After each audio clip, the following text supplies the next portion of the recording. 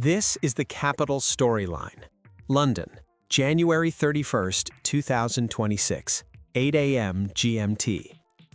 At precisely 7:46 a.m., Buckingham Palace issued a statement so deliberate in tone, so absolute in language, that within minutes it became the most discussed royal development on both sides of the Atlantic. The message was brief, but its implications were historic. It announced the permanent severance of all institutional ties between the British Crown and the Duke and Duchess of Sussex, and confirmed that responsibility for the welfare of their children would now fall under a newly defined guardianship structure. This was not a family disagreement, it was an institutional intervention. And according to constitutional historians, it represented the most assertive safeguarding action taken by the monarchy since the abdication era of the 20th century. Why this was different? Royal families have endured scandals before. They have survived divorces, abdications, and public dissent. What made this moment different was not emotion, but structure. Sources close to the palace describe the situation not as a feud, but as a slow-building compliance crisis, one involving repeated breaches of post-royal agreements governing titles, branding, and the protection of minor heirs. At the center of concern was a single principle the Crown treats as non-negotiable. Children in the line of royal heritage cannot be leveraged as commercial or symbolic assets. The post-royal framework. Following the Sussexes' departure from official duties in 2020, a series of internal memoranda were established. These documents outlined what could and could not be done with royal associations after stepping back. One clause, signed and reaffirmed in 2021, carried particular weight. It restricted the commercial use of royal identity, especially where minor children were involved. According to palace oversight reports, this clause was breached multiple times between 2025 and early 2026, not once, repeatedly. Escalating institutional concern. Internal audits later reviewed by senior royal advisors documented a pattern, not an incident. Among the flagged issues, references to royal lineage in private investor materials, media proposals positioning royal children as future cultural figures, educational and lifestyle branding linked implicitly to royal status. Crucially, no formal exemption requests were submitted. That omission mattered. In institutional terms, it signaled unilateral action, not misunderstanding. The event that forced action. Everything accelerated on January 24, 2026, during a high-profile appearance at an international luxury forum in Dubai. At the event, Meghan Markle publicly framed herself as the mother of a new generation tied to royal change and influence. To outside audiences, the statement sounded symbolic. To palace legal observers, it crossed a line. Behind the scenes, emergency consultations began within hours. By the end of that weekend, senior constitutional advisors agreed. The issue was no longer reputational, it was custodial. Enter Princess Anne. When institutional boundaries are tested, the monarchy does not respond publicly first, it responds internally. On January 26th, Princess Anne submitted a comprehensive dossier to the Office of the Lord Chancellor. According to sources familiar with the document, it was exhaustive, restrained, and sentimental-less. It outlined documented branding references involving royal minors, title usage discrepancies during international appearances, financial irregularities connected to child-adjacent foundations. Her concluding assessment was direct. This was not a crisis of narrative, it was a crisis of responsibility. A parallel failure. While commercial conduct drew scrutiny on one side, a separate concern emerged on the other. Prince Harry's role was not questioned emotionally, it was evaluated functionally. Royal child welfare officers assess documented involvement in education planning, healthcare decisions, and residency oversight. Their conclusion, submitted to the Privy Council, was stark. There was no demonstrable custodial engagement. Repeated attempts at clarification went unanswered. That absence, under constitutional frameworks, carried consequences. The Sandringham Meeting. On the evening of January 27th, a restricted session of senior royals convened at Sandringham Estate. Attendance was limited. The agenda was singular: safeguarding.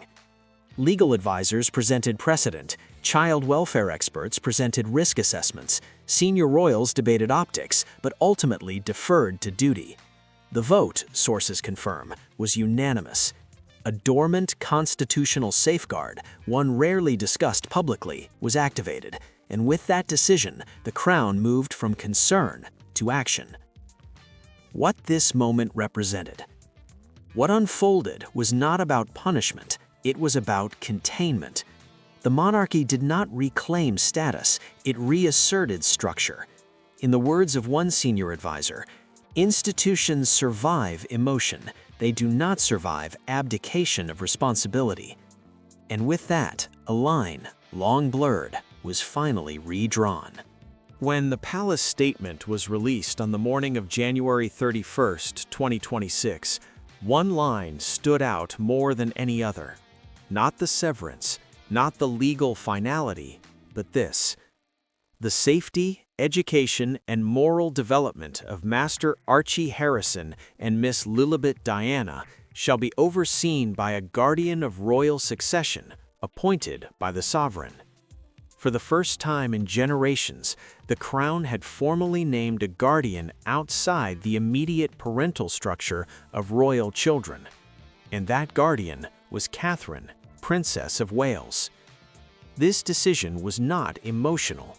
It was procedural, and it followed a logic deeply embedded in royal constitutional practice: what guardian of succession actually means. Despite popular belief, the British monarchy does not rely solely on biological parenthood when it comes to heirs. It relies on custodial competence. The role of guardian of succession is not ceremonial, it is legal, administrative, and protective. It exists to ensure that minors connected to royal lineage are shielded from commercial exploitation, identity destabilization, media commodification, cross-border jurisdictional vulnerability. This role had remained dormant for decades because it is only invoked when institutional risk outweighs parental authority. According to constitutional advisors, that threshold had been crossed. Why Catherine was chosen. Palace insiders confirm that multiple names were discussed, but only one satisfied all three non-negotiable criteria: institutional continuity, demonstrated child development expertise, and complete detachment from commercial incentive. Catherine met every requirement. Her decade-long work in early childhood development, her leadership of national well-being initiatives, and her record of operating within strict institutional boundaries made her the logical and safest choice. One senior advisor described it simply: "She understands structure, silence, and safeguarding. That is what the role requires." The support framework. Catherine was not appointed alone. The guardianship structure was deliberately multi-tiered, designed to avoid over-centralization and to ensure collective oversight. Supporting roles were assigned to Lady Louise Windsor, serving as transitional liaison, the Duke of Edinburgh, offering institutional precedent guidance, the Duchess of Edinburgh, focusing on welfare continuity. This framework ensured that no single individual carried unchecked authority, a critical safeguard in modern royal governance. What changed immediately? Within hours of the guardianship activation, several protocols were triggered. First, media containment. All commercial and monetized content involving the children was flagged for review. Informal takedown requests were issued to digital platforms to prevent further identity exploitation while legal filings progressed. Second, custodial stabilization. A UK-based educational and residential plan was drafted, designed to comply with both British and American legal standards, ensuring no unilateral jurisdictional overreach. Third, financial separation. A dedicated child welfare trust, later referred to internally as the Windsor Continuity Trust, was authorized to fund education, healthcare, psychological support, and long-term identity preservation. This trust was intentionally insulated from any foundation or commercial entity previously associated with the Sussex brand. Princess Anne's continued role. While Catherine became the face of guardianship, Princess Anne remained the architect. Her role did not end with the dossier submission. Sources confirm that she personally supervised the transition phase, ensuring that all prior agreements were reviewed, all legacy clauses were correctly invoked, and no action could be interpreted as punitive rather than protective. Anne's guiding principle was consistency. As one aide recalled, she kept repeating the same thing: this must look the same in law as it does in conscience. Prince William's position. Prince William's role was not administrative but strategic. During internal discussions, he emphasized a single concern: precedent. If the Crown intervened improperly, it risked accusations of overreach. If it failed to intervene, it risked accusations of neglect. According to attendees, William framed the issue not as a conflict with individuals, but as a test of institutional integrity. "We are not reclaiming people," he reportedly said. "We are protecting principles." That framing became central to the final decision. What this meant for the parents. The appointment of a guardian of succession did not terminate parental status, but it did suspend parental authority in all matters involving public representation, commercial association, educational trajectory, and international relocation. Any future involvement would require compliance reviews and formal approval. The door was not closed, but it was no longer open by default. Why the Crown acted now? Critics have asked, why not earlier? Palace officials offer a consistent answer: because institutions move only when patterns become undeniable. Between early 2025 and January 2026, oversight bodies documented repeated boundary testing, escalating commercial framing, and increasing jurisdictional ambiguity. At that point, delay would have signaled consent, and consent was something the Crown could not afford to imply. A different kind of royal power. This moment revealed something often misunderstood about monarchy. Its power is not loud, it is structural. It does not retaliate, it reorganizes. By appointing a guardian of succession, the Crown did not issue punishment, it imposed containment. And in doing so, it signaled that lineage is not a license, it is a responsibility. Closing reflection.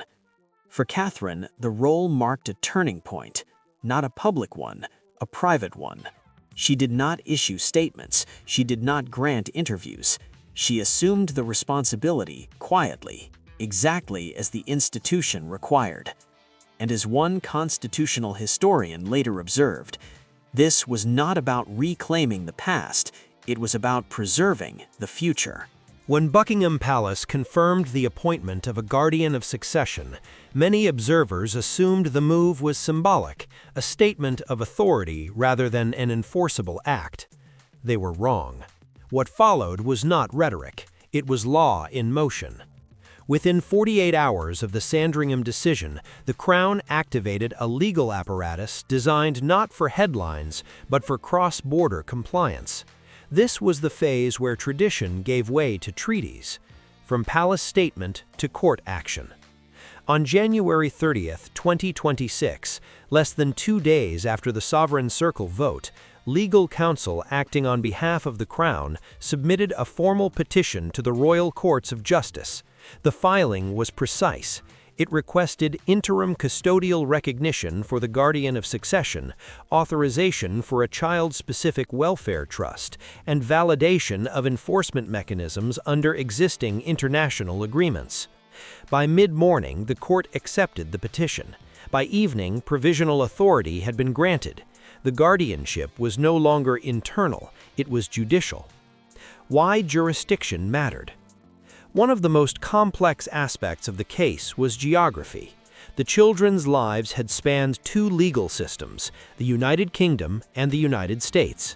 This raised an immediate question: how could the Crown act without overstepping international law?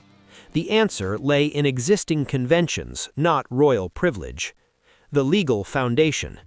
Royal legal advisors anchored the case in three instruments: the Hague Convention on Parental Responsibility, 1996, UK-US Bilateral Recognition Protocols, and the Royal Family Maintenance Framework, 2022 revision. Together, these frameworks allowed the Crown to assert protective jurisdiction without claiming unilateral authority over U.S. courts. In legal terms, the move was framed as safeguarding, not seizure. That distinction mattered enormously. The financial orders. Almost immediately, the court authorized the creation of a restricted endowment, the Windsor Continuity Trust. Its mandate was narrow and transparent: education, psychological care, secure housing, identity protection. The trust was deliberately insulated from all previously affiliated foundations and branding entities. No overlap, no ambiguity. Shortly thereafter, a support compliance order was issued. It required monthly financial contributions toward child welfare, full disclosure of any income tied to the children's names or likenesses, and termination of commercial contracts invoking royal association. This was not framed as punishment. It was framed as responsibility following benefit. Enforcement was the point. What made this intervention unusual was not the order itself, but the enforcement language attached to it. The filing referenced potential remedies under international maintenance conventions should noncompliance occur. That included asset tracing, contractual suspension, and cross-jurisdictional cooperation. In short, the Crown had planned for resistance. The response from the other side. Within hours of the court filing, legal representatives associated with Sussex-linked entities issued a preliminary challenge. The argument centered on jurisdiction. They claimed the Crown lacked standing over minors residing primarily in California, and prior agreements did not override domestic custody norms. It was a predictable move, and it failed to account for one detail: the post-nuptial clause. Buried in a 2022 post-nuptial agreement, reviewed and validated during the palace audit, was a clause restricting the commercial use of royal associated identity in exchange for structured compensation mechanisms. The clause included a contingency. If the restrictions were breached, parental veto rights in institutional custody matters would be suspended. That clause reframed everything. The issue was no longer jurisdictional, it was contractual. Diplomatic coordination. At the same time, the British Embassy in Washington transmitted documentation to U.S. authorities under Article 36 of the Hague Convention. The message was carefully calibrated. It emphasized that the Crown was not asserting supremacy over U.S. law, only seeking recognition of a protective framework tied to citizenship, heritage, and prior agreement. According to officials familiar with the exchange, the response was measured but cooperative. The matter was referred to a California family court for review, with a closed hearing scheduled weeks later. The commercial fallout. While courts deliberated, markets reacted. Multiple companies paused or suspended engagement with Sussex-associated projects involving family branding, not because of politics, but because of legal uncertainty. One executive familiar with the situation explained, "Until custodial authority is clarified, anything involving the children is radioactive." This reaction reinforced the Crown's core concern. When identity becomes currency, instability follows. Digital containment. Another front opened quietly, online. Legal notices were issued to major platforms requesting review of monetized content involving the children's royal styling. These were not blanket bans, they were temporary safeguards designed to prevent further escalation while proceedings continued. Again, the emphasis was containment, not erasure. Why this wasn't revenge? Critics framed the legal push as retaliation, but legal analysts were quick to dismiss that narrative. Every step taken by the Crown relied on existing law, signed agreements, and documented precedent. Nothing was invented, nothing was rushed. As one constitutional lawyer put it, this wasn't power flexing, this was institutional housekeeping. The broader signal. By moving decisively through legal channels, the Crown sent a message beyond this case. It signaled that heritage does not override child welfare, celebrity does not negate accountability, borders do not dissolve responsibility. For a monarchy often accused of being outdated, this moment revealed something else: adaptation. Closing reflection. By the end of January 2026, one fact was undeniable. The Crown had not acted emotionally, it had acted methodically. The guardianship was recognized, the trust was operational, the enforcement mechanisms were in place, and the narrative, for once, was no longer being driven externally. As one senior legal advisor summarized privately, this was never about winning a story, it was about closing a risk. By the first week of February 2026, the legal machinery had settled into place. The guardianship was recognized. The enforcement pathways were active. The public debate was loud, but the institutional work was quiet. And that was intentional, because what followed was not about courts or compliance, it was about children. From crisis management to child protection. Once custodial authority transferred under the guardian of succession, the Crown shifted focus immediately. From legal containment to developmental rehabilitation. This phase unfolded away from cameras and commentary, overseen by a newly established Custodial Oversight Council chaired by the Princess of Wales. Its mandate was clear: to restore stability, privacy, and identity continuity for two children whose lives had become entangled in adult conflict and public narrative. The Custodial Well-Being Charter. At its first session, the Oversight Council ratified a confidential framework known internally as the Custodial Well-Being and Identity Charter. It outlined minimum standards of care for royal minors under extraordinary circumstances. Among its core provisions, continuity therapy, including weekly trauma-informed psychological sessions, educational stabilization using a hybrid UK-US compliant preparatory model, digital blackout protections, prohibiting monetized or promotional imagery, identity safeguards, ensuring heritage exposure without performance pressure. The Charter emphasized one principle above all others: no child should be shaped by narrative before they are shaped by routine. Catherine's role behind the scenes. The Princess of Wales did not announce initiatives, she implemented them. Sources familiar with the process describe a hands-on approach, quiet meetings with child development specialists, educators, and security planners. Her background in early childhood research shaped every decision. According to one advisor, she kept returning to the same idea: predictability creates safety. Daily routines were prioritized, familiar learning rhythms were reintroduced, transitions were paced deliberately. Nothing was rushed. Transitional environments. 2 seasonal residences were designated for reintegration, one near Windsor, one in the Scottish Highlands. Both were selected not for grandeur, but for containment and calm.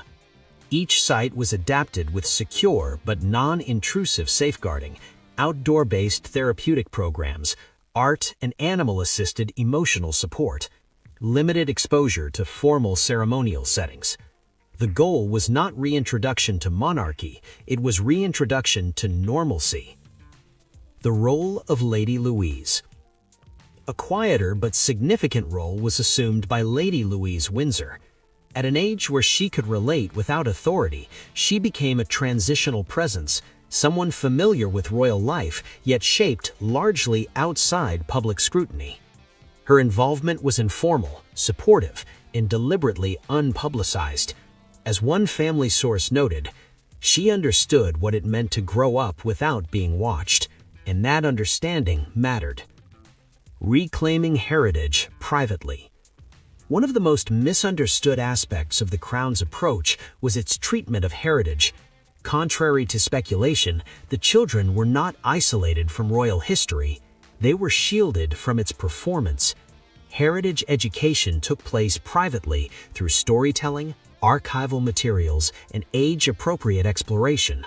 No cameras, no ceremonies, just context.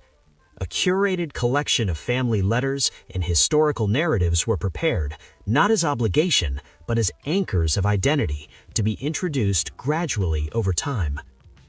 The digital reset. Perhaps the most decisive action taken during this phase was digital.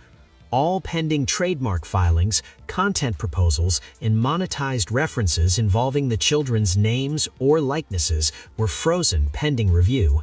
Platforms were notified, licenses were re-examined, unauthorized usage was challenged, not to erase the past, but to prevent future leverage. As one compliance officer put it, identity cannot heal while it is being traded. Public reaction and institutional silence. Public opinion surveys released in early February showed broad support for shielding the children from further exposure, but the palace did not amplify those findings. It did not need to. The institution had chosen a different posture, restraint over response. There were no victory laps, no rebuttals, only a final, carefully worded statement affirming the permanent cessation of institutional ties with the Sussexes and confirming the Crown's ongoing guardianship responsibility. After that, silence. The parents' position. Legally, the door remained open, but conditionally. Any future involvement required compliance with psychological assessments, renunciation of commercial narratives involving the children, and acceptance of the guardianship framework. No shortcuts, no exceptions. This was not punishment, it was structure. Why this moment will be studied. Historians are already marking this episode as an inflection point, not because of who was involved, but because of how the institution responded. For centuries, monarchy has been accused of prioritizing image over individuals. This time, it did the opposite. It protected individuals, even at the cost of image. A redefined boundary. The Crown did not reclaim titles. It did not reclaim authority over adults. It reclaimed responsibility for minors. And in doing so, it clarified something often misunderstood. Family within monarchy exists, but only inside the framework of duty. As one royal correspondent later wrote, this was not a power struggle, it was a boundary being redrawn. Final reflection. By February 2026, the crisis that once dominated headlines had receded into administrative quiet. The guardianship functioned. The children were no longer discussed publicly. The institution moved forward. And for the Princess of Wales, the role she assumed was neither glamorous nor public. It was custodial, protective, and deeply consequential. As one senior aide summarized privately, history will not remember the arguments. It will remember who was protected.